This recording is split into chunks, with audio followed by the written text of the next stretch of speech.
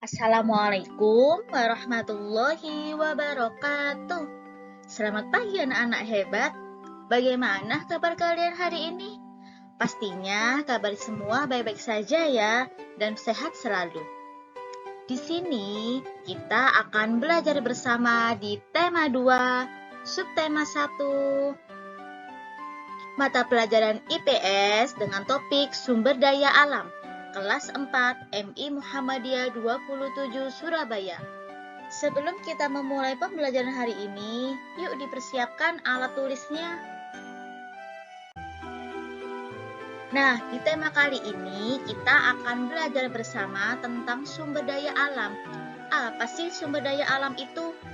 Sumber daya alam ialah segala sesuatu yang tersedia di alam dan dimanfaatkan untuk kebutuhan manusia. Penggunaan sumber daya alam berlebihan akan mempengaruhi kehidupan manusia. Kita harus menghemat penggunaannya. Nah, itu merupakan makna dari sumber daya alam. Sumber daya alam ini dibagi menjadi dua, yakni sumber daya alam yang dapat diperbarui dan sumber daya alam yang tidak dapat diperbarui. Nah, untuk makna sumber daya alam yang dapat diperbarui yakni sumber daya alam yang dapat diperbarui adalah sumber daya alam yang tidak habis atau punah jika digunakan. Nah, kalau untuk sumber daya alam yang tidak dapat diperbarui yakni sumber daya yang apabila digunakan secara terus-menerus akan habis.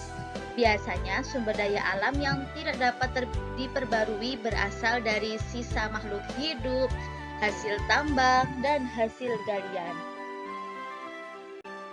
Nah, di sini saya akan memberikan contoh sumber daya alam yang dapat diperbarui, seperti halnya dengan hewan, tumbuhan, air, angin, dan matahari.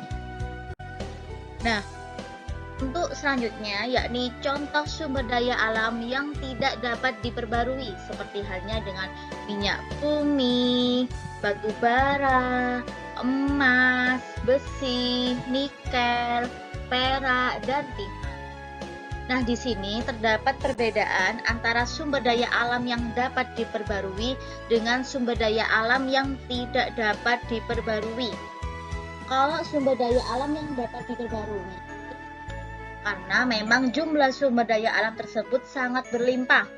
Agar sumber daya alam tersebut tak tersedia, kita harus menggunakannya dengan bijak dan melestarikannya. Karena sumber daya alam ini sangat penting untuk dijaga keberadaannya. Nah, untuk sumber daya alam yang tidak dapat diperbarui, seperti halnya dengan minyak bumi, batu bara, emas, besi, nikel, perak, dan timah, itu karena jumlahnya sangat terbatas. Nah, untuk menghasilkan sumber daya alam tersebut, pastinya diperlukan waktu yang sangat lama. Oleh sebab itu, kita harus hemat menggunakan sumber daya alam ini. Selanjutnya, kita akan belajar tentang sumber daya alam berdasarkan kondisi alam di Indonesia. Di sini, Ustazah akan menjelaskan 5 wilayah yang ada di Indonesia, yakni Sumatera, Pulau Jawa, Pulau Kalimantan, Pulau Sulawesi, serta Pulau Papua. Yang pertama yakni Sumatera.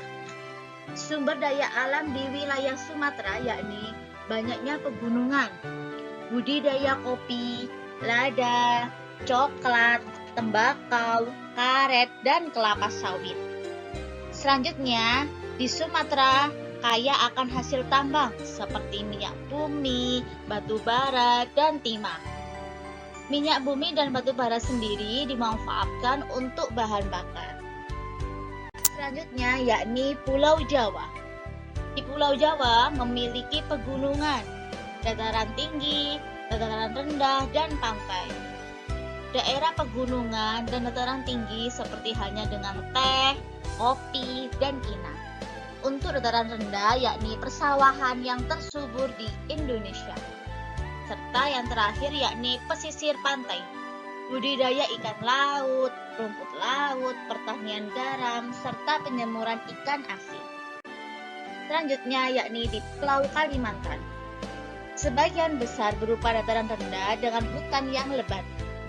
Hutan merupakan habitat alami bagi hewan yang terancam punah. Hutan Kalimantan dimanfaatkan untuk ditanami berbagai sumber daya alam, seperti halnya dengan kelapa sawit, karet, serta rotan, dan kaya akan hasil tambang seperti minyak bumi dan batu bara. Yang keempat yakni Pulau Sulawesi. Di Sulawesi banyak sekali menghasilkan pala dan jagung. Nah, jagung dimanfaatkan sebagai bahan makanan dan pala sendiri dimanfaatkan sebagai bumbu masakan. Sepanjang pantai Sulawesi dimanfaatkan untuk perkebunan kelapa. Di Sulawesi juga banyak menghasilkan barang tambang seperti aspal, dan aspal sendiri mempunyai manfaat yakni untuk pembuatan jalan raya. Dan yang terakhir yakni Pulau Papua. Sebagai besar wilayah berupa hutan konversi dan hutan lindung. Dan sagu merupakan salah satu sumber daya alam Papua. Sehingga sagu sendiri dimanfaatkan manusia sebagai makanan pokok, serta menghasilkan rempah-rempah yang disukai pasar internasional.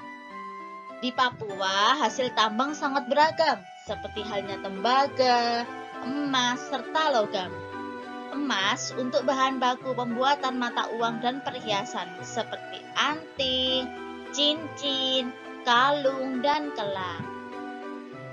Oke, sampai sini dulu pertemuan kita hari ini. Semoga apa yang sudah kita ajarkan selama ini, hari ini bermanfaat ya bagi kita semuanya. Saya akhiri dulu. Wassalamualaikum warahmatullahi wabarakatuh.